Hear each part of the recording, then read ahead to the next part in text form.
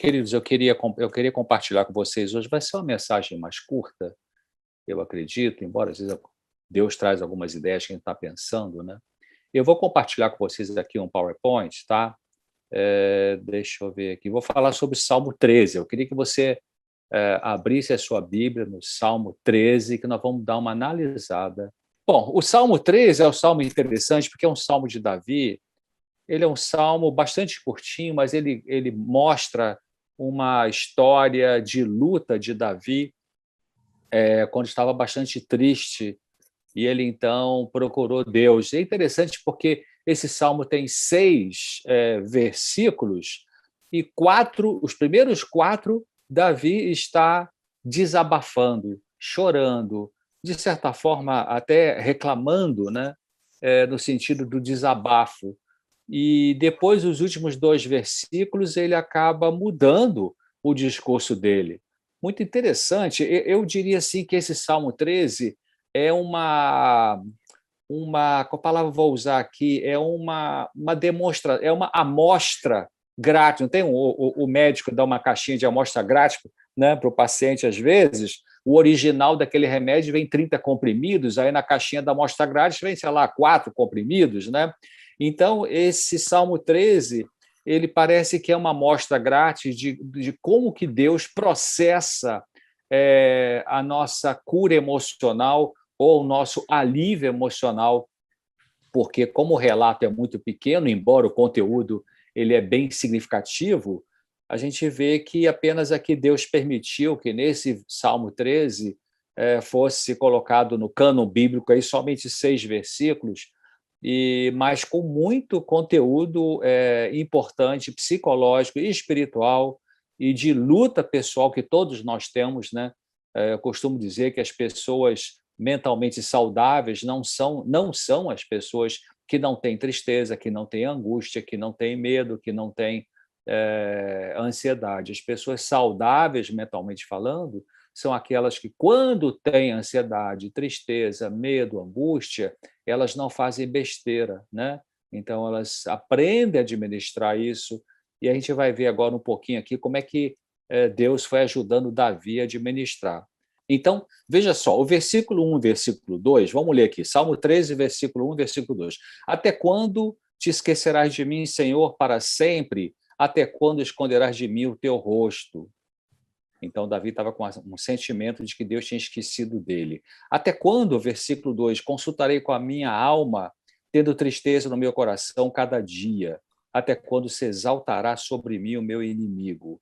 Quer dizer, então, esses versículos 1 e 2 são versículos ligados a um protesto, vamos dizer assim, né? Ele estava protestando diante de Deus. Depois vem os versículos 3 e 4. Atenta em mim, ó Deus, atenta em mim, ouve-me, ó Senhor meu Deus, alumia meus olhos para que, ilumina, né, meus olhos para que eu não adormeça na morte.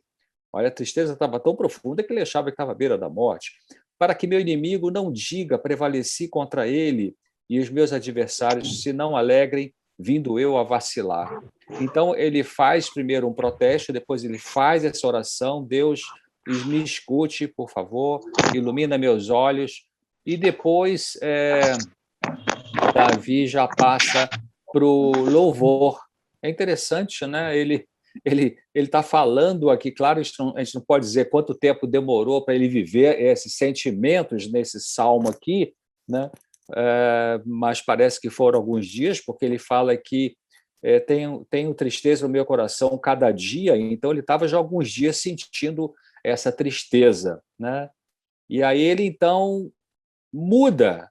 Olha só que interessante, no verso 5, no verso 6, ele já muda completamente, ele já passa a louvar, mas eu confio na tua benignidade, na tua salvação, meu coração se alegrará. Cantarei ao Senhor, porquanto me tem feito muito bem. Se a gente lê esse salmo numa tacada só e pensar, se ele viveu isso aqui num dia só, parece até uma pessoa bipolar, né? Porque ele está falando de uma tristeza, de uma angústia, e de repente ele muda. Não, mas eu confio no Senhor, na tua salvação, meu coração vai se alegrar, Então, mas, na verdade, ele viveu isso durante alguns dias. E, então, o que a gente pode aprender? A gente pode aprender muita coisa nesse salmo, né? Uma das coisas que a gente pode aprender é que o que ele fez aqui? Ele expressou e ele experimentou a dor. Essa é uma das características da recuperação de sofrimento emocional, né? A gente expressar e a gente experimentar a dor. O que é expressar? Expressar você verbaliza, expressar você fala, expressar você desabafa, né? Você desabafa primeiro com Deus e depois alguém que Deus possa te recomendar, né? Que pode ser uma pessoa da família, pode ser um profissional, pode ser um aconselhamento pastoral. Então, você expressa a sua dor. Então, ele fez isso aqui. Os primeiros 4 versículos estavam expressando a dor, né? O Senhor Deus estava esquecendo, até quando esquecerá de mim? Até quando vou consultar com a minha alma tendo tristeza? Atenta em mim, ilumina meus olhos, né? Então, ele foi desabafando. E também ele experimentou a dor. O que é experimentar? É você viver a dor, como se diz na gíria, a seco, né? Você vive a dor e, evidentemente, algumas vezes uma dor emocional pode ser tão forte, assim como a dor física, que requer temporariamente um medicamento, né? Mas, em geral, o melhor é a gente aprender a lidar com as nossas dores com o joelho no chão, com a oração, né? Com o apoio das pessoas e, sempre que possível, evitando lançar mão de algum tipo de substância. Então, esse é um caminho de saúde emocional, aprender a expressar, porque tem pessoas que têm mais facilidade para expressar sua dor, sua zanga, sua tristeza, sua angústia, né? Tem pessoas que você não precisa fazer nada, elas, por si mesmas, elas já falam, né? Mas tem outras pessoas não, que são pessoas mais contidas, pessoas mais introvertidas, pessoas mais tímidas, que elas têm dificuldade de expressar. Então, especialmente para essas pessoas, Deus convida, fale, né? Desabafe, e a gente vai ver um pouquinho mais à frente o que ele recomenda sobre isso aí. Então, olha só, esse texto é um texto muito interessante. Deixa eu botar aqui essa imagem para cá para o lado. Aqui diz assim, o coração humano, esse é um texto do Desejado, a gente vai ver mais no final ali. O coração humano anseia. Não, peraí, está tapado aqui, peraí. Deixa eu puxar aqui. Então, o coração humano anseia simpatia no sofrimento. Qualquer pessoa, né? Você está sofrendo, você tem uma necessidade assim, de alguém que compartilhe, que seja simpático à sua dor. Esse anseio experimentou Cristo até o mais profundo do seu ser. Na suprema angústia de sua alma, ele foi ter com os discípulos com o aflitivo desejo de ouvir algumas palavras reconfortantes. Opa, eu passei antes da hora. Daqueles a quem tantas vezes concedera bênção e conforto e protegera na dor e na aflição. Ou seja, naquela hora que Jesus estava lá no Getsemane, né, a humanidade dele sentiu necessidade de ter um apoio humano, né? Olha que interessante. Você sabe, a cruz são 2 paus. Então, o pau vertical significa que tem coisas em nossa vida, eu posso fazer uma analogia, tem coisas em nossa vida que a gente só vai abrir o coração para Deus, né? Mas tem um pau horizontal, que significa Deus usa pessoas para ajudar pessoas. Então, naquele momento, na sua humanidade, lá no Getsemane, na retinha final, antes de ser crucificado, Jesus sentiu essa necessidade, né, de ouvir algumas palavras reconfortantes. E aí, o que continua a Ellen White, o que ela continua dizendo? Então, ela fala de que aquele que para eles tivera sempre expressões de simpatia, sofria agora sobre-humana dor e almejava saber que estava orando por eles mesmos. E aí, quando chegou lá, o que aconteceu? Eles estavam dormindo, né? Então, inclusive no Evangelho de Lucas, Lucas, talvez por ser médico, percebeu esse detalhe clínico. Lucas fala, eles estavam dormindo de tristeza, né? A tristeza, às vezes, faz uma pessoa dormir mais para poder não pensar na dor, ou, às vezes, a tristeza até gera uma insônia, né? Então, vamos dar uma olhada agora em Filipenses 4,13. Vocês conhecem Filipenses 4,13 de cor, né, de salteado, mas vocês já perceberam o verso 14? Olha só, Filipenses 4,13, tudo posso, ou posso todas as coisas naquele que me fortalece. Mas Paulo diz, todavia, entretanto, fizeste bem em tomar parte na minha aflição. Olha que interessante. Então, quer dizer, o que Paulo estava dizendo aqui? Eu posso tudo em Jesus que me fortalece. Mas que bom que Jesus usou ou alguém para me ajudar na minha aflição. Então, esse é outro ensinamento que a Bíblia traz para a gente, de que na sua aflição você pode,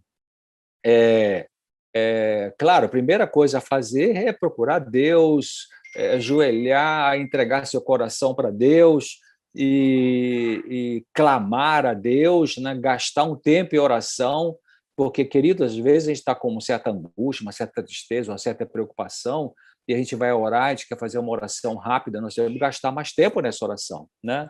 Nós temos que ficar ali, lutar com Deus, como Jacó lutou, e o tempo cronológico é importante, porque muitas vezes você quer já terminar a sua oração, quem sabe até por causa da própria aflição, né?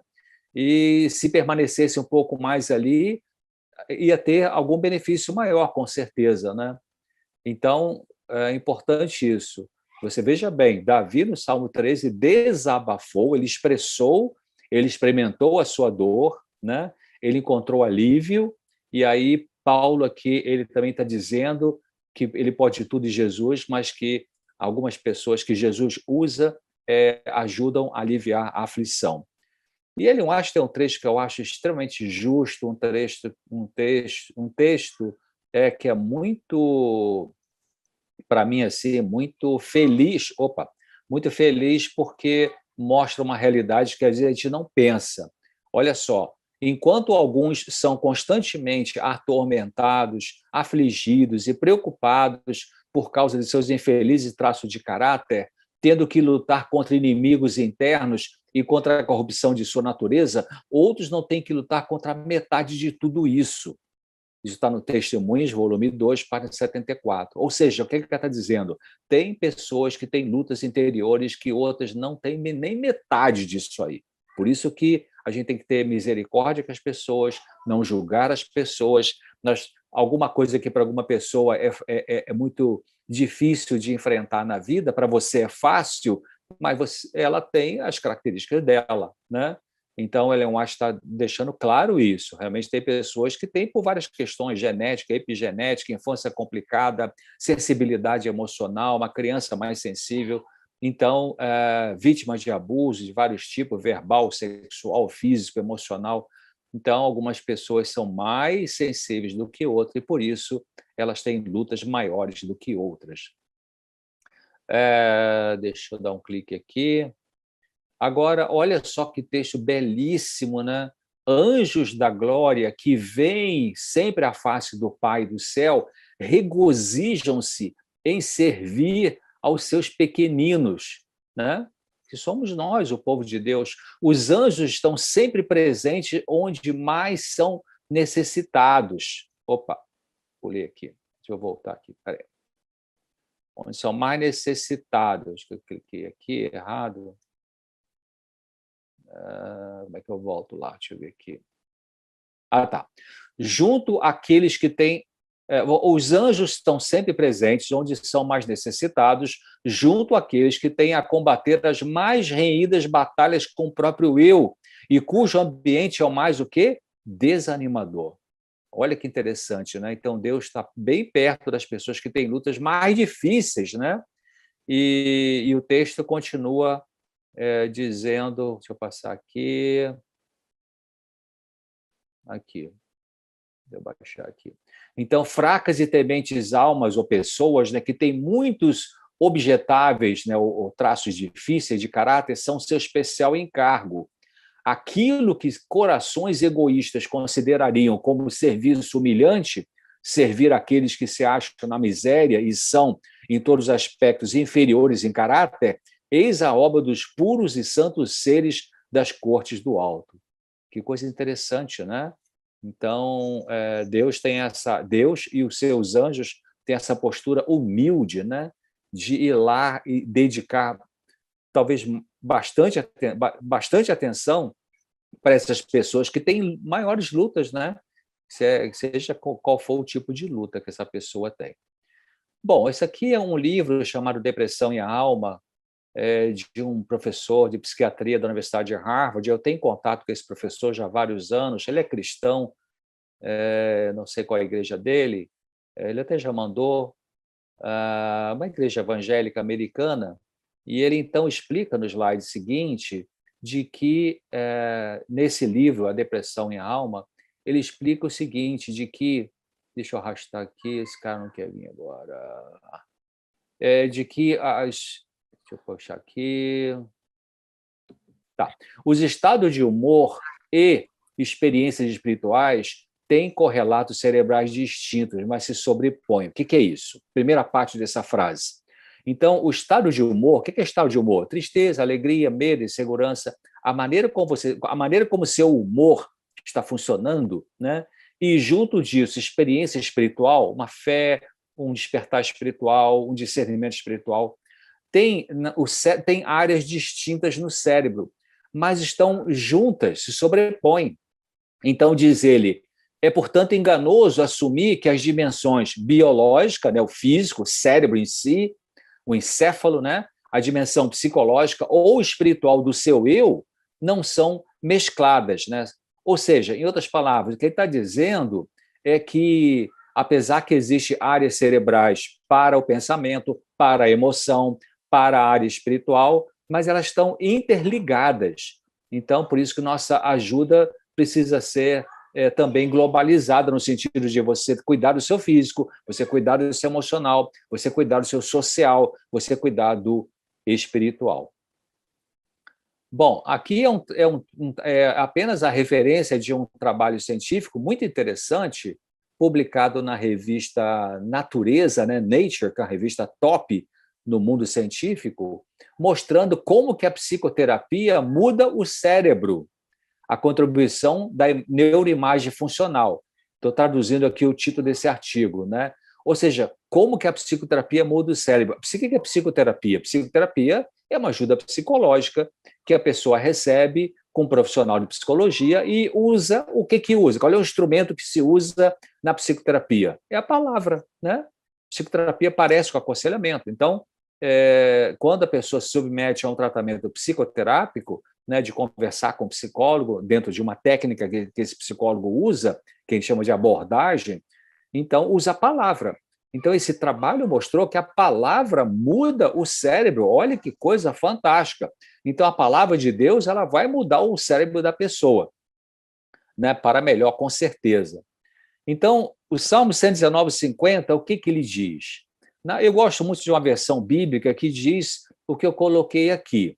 Deixa eu ver aqui o texto. Está aí. O que me consola em minha angústia é que a tua palavra, o quê? Me vivifica. O que significa vivificar? É fazer você funcionar, é reanimar, é levantar, né? Tornar vivo quando você estava para baixo. Então, por isso que gastar tempo, muitas vezes eu confesso a vocês, às vezes eu oro a Deus e peço um texto bíblico, e aí quando me vem à memória algum texto, eu penso assim, mas eu já sei o que está escrito ali, mas aí eu aprendi já faz alguns anos. Não, se eu pedir a Deus que me orientasse num texto para eu meditar, fora a lição da escola sabatina, fora outras referências, e aí me vem aquele texto à mente, eu, mesmo sabendo o que está ali, eu vou ler de novo, porque quando a gente lê a palavra, você sabe disso, né? Pela, sei lá, milésima vez, você tem uma nova experiência, você aprofunda mais, o Espírito de Deus usa aquela palavra daquele dia de uma forma diferente para você. Então, a gente pode ir na palavra de Deus porque ela nos consola, não é? Vou passar o próximo agora. Bom, aqui tem um outro texto, que é o Isaías 57, verso 15, que também fala uma coisa muito linda, Isaías 57, verso 15, que diz, porque assim diz o alto e o sublime, que habita na eternidade e cujo nome é santo. Num alto e santo lugar habito, e também com contrito e abatido de espírito, para vivificar os espíritos abatidos e para vivificar o coração dos contritos. Então, esse Deus grandioso, né, grandiosíssimo, né, ele vem e habita comigo e com você. É uma coisa muito fantástica nisso, né? A gente pensar direitinho, nós temos que pensar, né? Parar e pensar na grandiosidade de Deus. Queridos, imagina um Deus que é uma pessoa, né? Um Deus que cuida de forma individual, só nesse planeta, sair com 7 bilhões e talvez já 800 milhões de pessoas, né?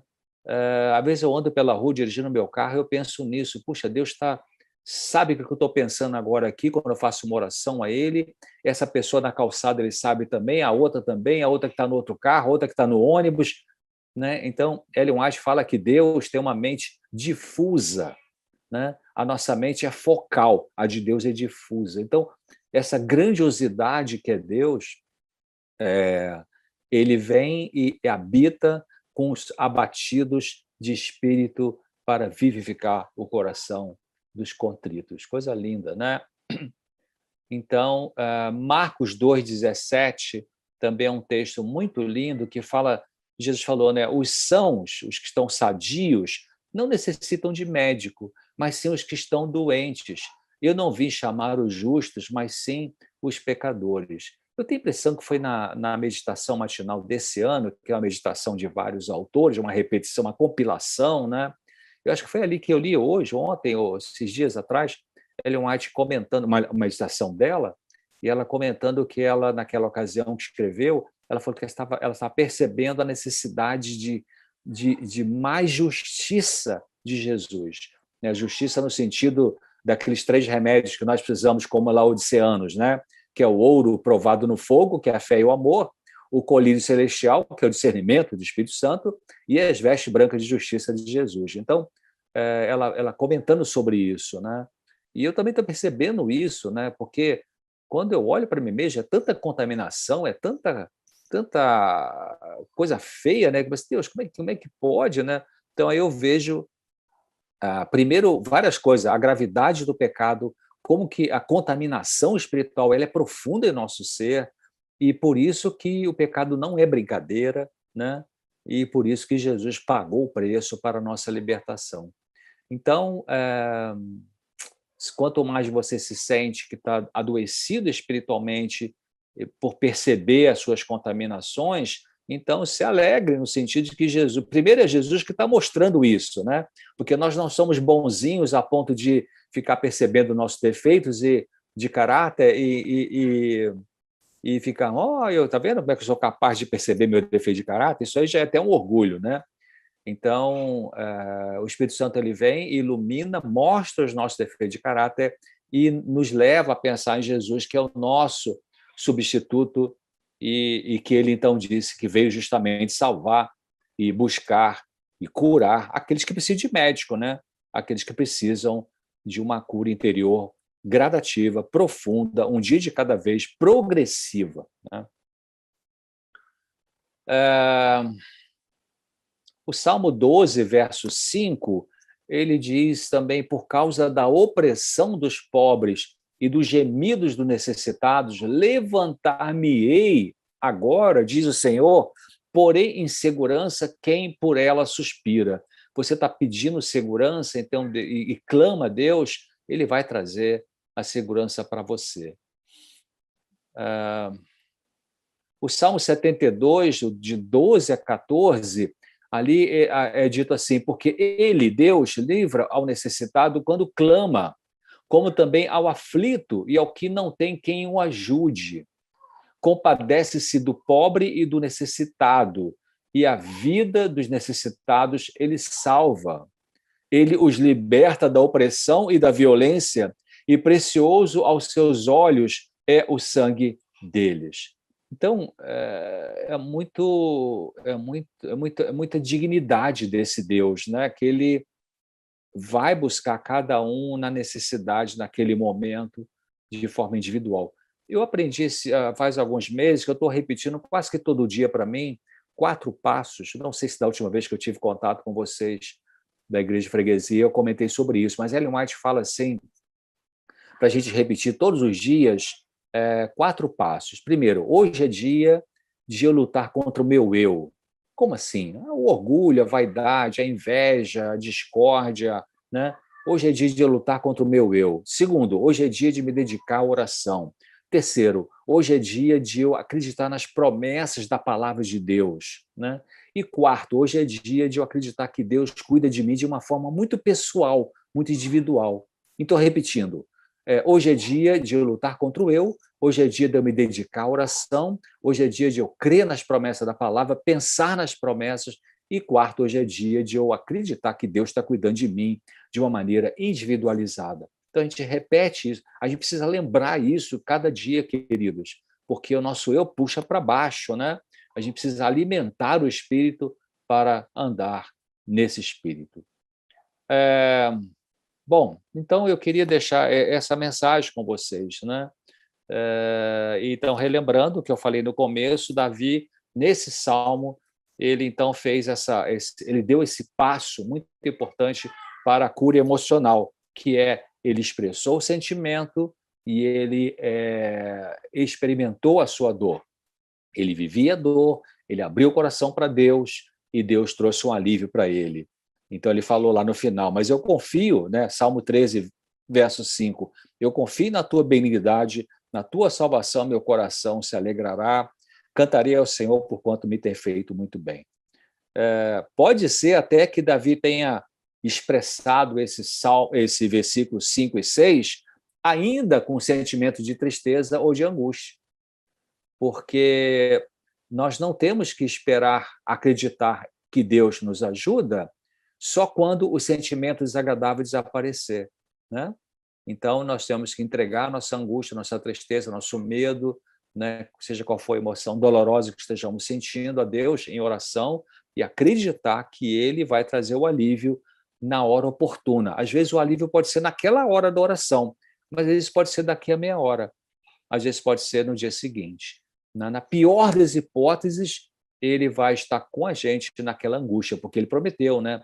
Não virá sobre você uma angústia, uma tentação, uma provação que você não possa suportar. Antes, Deus vai trazer algum tipo de alívio.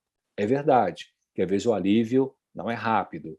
É verdade que a gente vive aquela angústia um pouco mais tempo do que a gente gostaria. Não está aí no PowerPoint, mas eu queria terminar com o Salmo 91, Salmo 91, 15, que tem 5 passos ali que também são passos de cura emocional e cura espiritual. Salmo 91, 15, olha só, Deus está falando assim, ele, né, que é eu, você, ele me invocará, ela me invocará.